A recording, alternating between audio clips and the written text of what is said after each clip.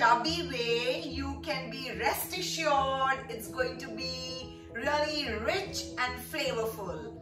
This khichdi that I'm going to be making today takes me down memory lane because it was a dish that my mother excelled at making. So I would like to dedicate it first and foremost to her, and secondly to my sister because it was always her favorite dish. So let's go and start cooking. For the Punjabi khichdi, I also call it the tadka khichdi, I will be using half a cup of rice, half a cup of moong dal.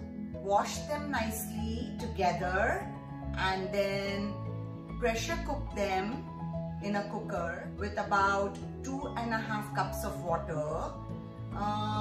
Even if the water is a little more, it doesn't matter because this is a khichdi and not a pulao, so it needs to be a little mushy. So that's what I'm going to do right now. I have nicely washed the rice and the dal together. I will put it in a pressure cooker. I will add water, some salt to taste, and I will now put it to pressure cook. My khichdi has been pressure cooked. I'm ready to open the pressure cooker now. The rice and the dal are nicely cooked. A small tip here, whenever you're cooking the yellow moong dal khichdi, it is good to put it pot in pot, put another pot in the pressure cooker to cook it, because sometimes the water kind of splutters out from the whistle.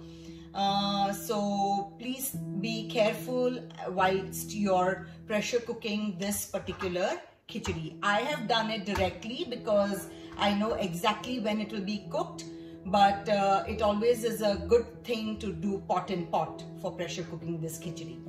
For the tadka, I will put in 2.5 tablespoons of oil in a pan, 1 finely chopped green chili, 8 to 10 curry leaves, half a cup sliced onions.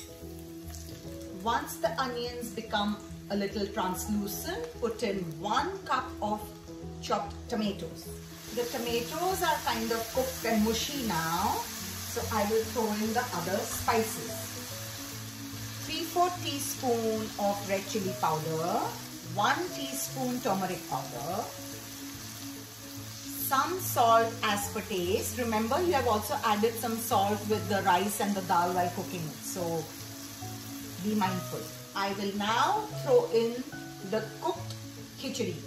I have mixed the khichdi with the tadka, but like I said, khichdi needs to be mushy, so I have added 3/4 cup of water.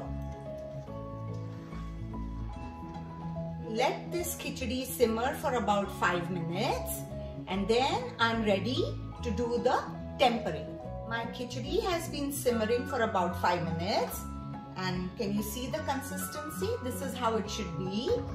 I will now put it on a side and make arrangements for the tempering. For the tempering, I will use 1.5 tablespoon of ghee, half a teaspoon cumin seeds, half a teaspoon of red chili powder, a pinch of asafoetida, and pour it over the khichdi.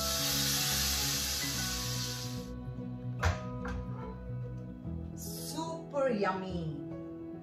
Garnish it with some chopped cilantro leaves. We are ready to go. It's a wholesome meal in itself, but you can always eat it with yogurt or a kadhi or any potato vegetable. Guys, so like you can see, anything Punjabi is never going to be dull and boring.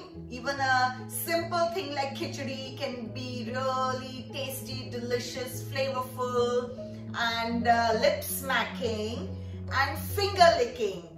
One bite into this khichdi and you will be left wanting more. So do try it, do make it, do enjoy it. Bye-bye.